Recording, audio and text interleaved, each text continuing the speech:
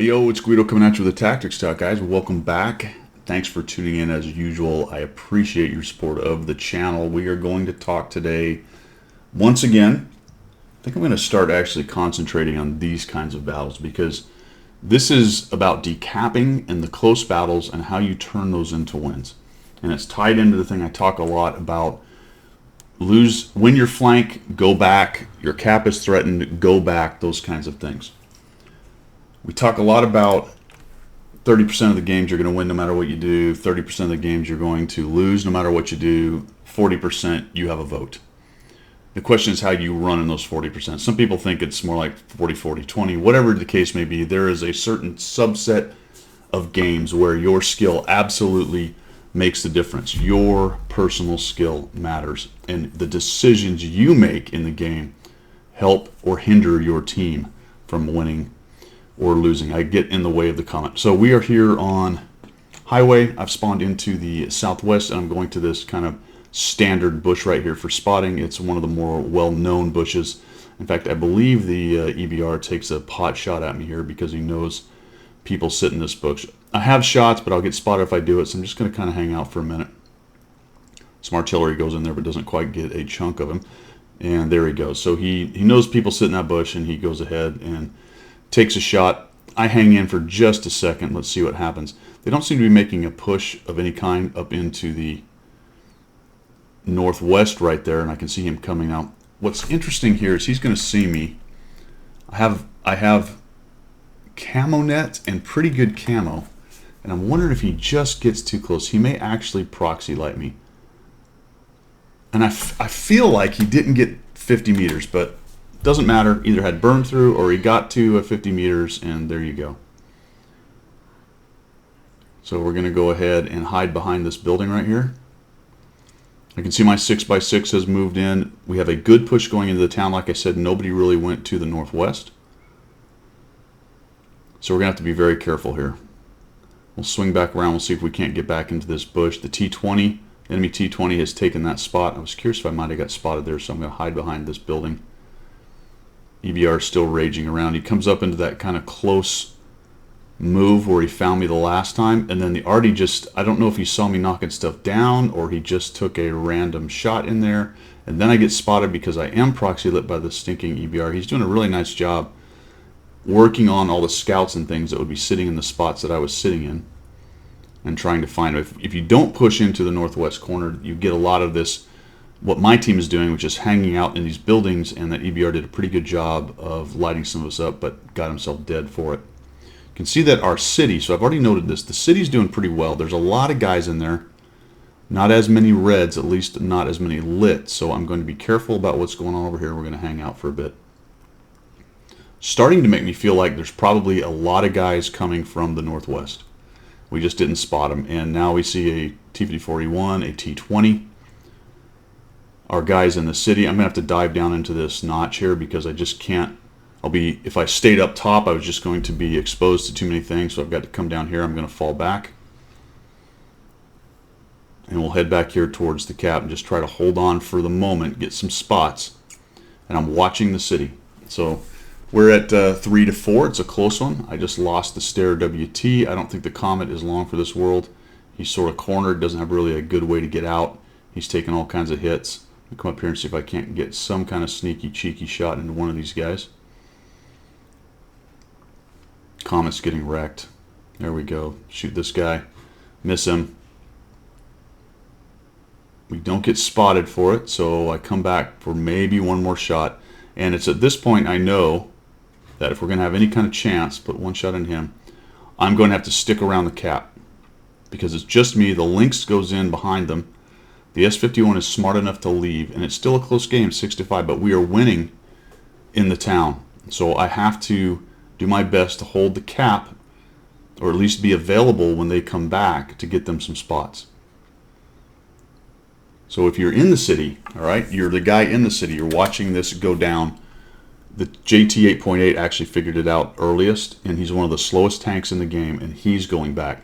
So the idea that you're too slow to go back, get that out of your kit bag. Take it out, chuck it. It's not a thing. All right? All that means is you may have to make an earlier decision, or you're just going to have to be dogged about it and head back because other players may be trying to give you the time. So we're going to fall back, go off to the back edge right here. T92 is running around, and I'm going to grab this bush. Pretty good spotting bush right here. I'm going to get turned around, so if I do get spotted, I can run straight down the hill. Then I'm going to go ahead and get my camo net going, and we'll just get guys lit up as they try to get into the cap. Here comes the 8.8. They're being a little bit slow in town. It's 8-6. We have a slight advantage, but considering most of the tanks that are unspotted are probably headed towards our cap, we're in a bit of a bad situation. So I want you to watch what the guys in the town do. 8.8 is coming back. Okay, at this point, there are exactly 3 players who are really paying attention. Now, to the guys in the city's credit, or in their defense, I suppose, they are cleaning up the guys in the sea. But now watch where their little icons go. Look at the heavies. They're just pushing to the cap. There are guys lit and all over our cap. They're nowhere near the enemy cap, and they're just mindlessly pushing to the red cap. Every single one of them needs to turn around and come back. Okay, so we've got the T92. He's uncapped. Now this can be problematic. There's 1 there. I see another guy. We're about to have 2. Now there's 2. All right. S51, good on him. He made a huge play by getting out of there. You know what? A lot of people in an S51 would say I'm too slow to leave cap. BS. He did it. He saw it. He did it. 3 guys making really good decisions right now. Here comes the T30 and the 4502. Good on them. Let's talk a little bit more about, and I'll talk about the decapping stuff here in a minute. Let's talk a little bit more about the push towards the enemy cap. What else is it doing? It's bringing in a TD who's basically out of the game if they all left him back there. We could kill him much later, whatever that one is. I think it's actually the Ferdinand, as I recall. It's either that one or the T28. Letting that guy play when he doesn't even deserve to or need to be playing. All right, there's 3 guys about to be on cap. So I take a shot and decap him because I felt like I had to make that happen. We got 41 seconds. The 8.8 has come in and started doing his job. Nice pen on that thing, nice rate of fire. There's 3 on there. Come up here and we'll find the T20. The T92 comes off the cap. He knows they're in trouble. We got the 50-41. We'll shoot him. Get a little shot into that guy. 8.8 is sacrificing his hit points and his tank to get all the decapping. That was a little bit rushed on the shot. Okay, we still have trouble, right? There's still 2 guys on the cap. Looks like he's reloading, so I'm going to take a little bit more careful shot. Get him tracked. He takes another hit, fixes it. And now he's trying to get in there. We're going to try to sneak a shot into the turret right there. I get a crit. But I know the problem is the T92, right? He's holding the cap points. We can decap on the T54E1 over and over and over again, but we're always just going to take away that one or two seconds that he has. You know, maybe 5 seconds. The guy who's holding the most points right now is the T92 that we can't see. So I've got to change this fight, try to get around here and decap this dude. And the game is well in hand at this point. Yeah, it was the T28 that was way back there. The Ferdinand was also hanging out back at their cap. So there were 2 TDs that weren't even in this game. So the only way these guys win is by capping. So I'm just going to come around here. The 50-41 goes down and it's pretty much over. So we'll come in here and we'll start taking on the T92. All right, we get that guy dead, and then it's just clean up on aisle 2. You know, so we've got 3 dudes. Of all those guys right there who have an excuse of potentially not going back to cap, the T95 probably has the best one. But even if I was the T95, I would fall back into the town to the top edge, look for shots onto the cap, and be able to spin around and deal with potentially the T28 or the Ferdinand if they were pushing in behind the guys that were down in the town. So I think this is a great example of a game that we saved from being lost by 3 or 4 players making good decisions on a relatively close game. These are the games where you're going to increase your win rate.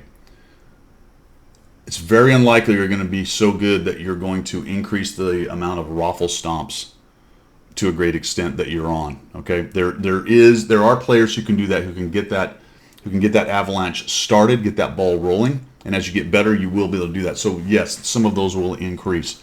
You will get good enough at some point where you can start decreasing the amount of raffle stomps that happen to you because you just play so well in a couple games. But the majority of the games The absolute majority of the games where you're going to increase your win rate are making smart mid to late game decisions like this. And I'm not sitting here telling you I do it every time. I do it enough to be 58%, which is pretty good in this game. Some people do it enough to be 65, which is pretty amazing, actually. Another 7 more than what I do, all right? But if you're sitting at 50, if you're sitting at 53, 55, these are the kinds of decisions that if you make them more often and you make them at the right times, you're going to start increasing your win rate. And especially for my intermediate and new players who are sitting at, around 50%, give or take a couple. This is the kind of thing you're trying to learn how to do, trying to read the map to be able to do this, so that you can take those close games and create enough of an advantage for your team that it turns it into a W. This one was very easily stolen by the red team by putting 3 guys on. If I had simply died in place over here, just saying, okay, I guess I have to stop them and do as much damage as I can, or run after their arty, or run all the way back to the city. I knew what was going to happen. I suspected. Let's put it that way. I strongly suspected that what was going to happen is 3 or 4 of their guys were going to get towards our cap, and it was a possibility they were going to steal a cap win. And good on the arty for doing what he did. Good on the 8.8 for leaving early. And then the 4502 got in there in the T30 shooting from across the way there. All right, so a good example, I think, right here. Start taking a look at your gameplay. Try to figure out that mid to late game stuff. And as I have said before, if you simply go back to cap when it's threatened, you're going to increase your win rate. All right, guys. Thanks for tuning in. I do appreciate it. That's all I've got. See ya.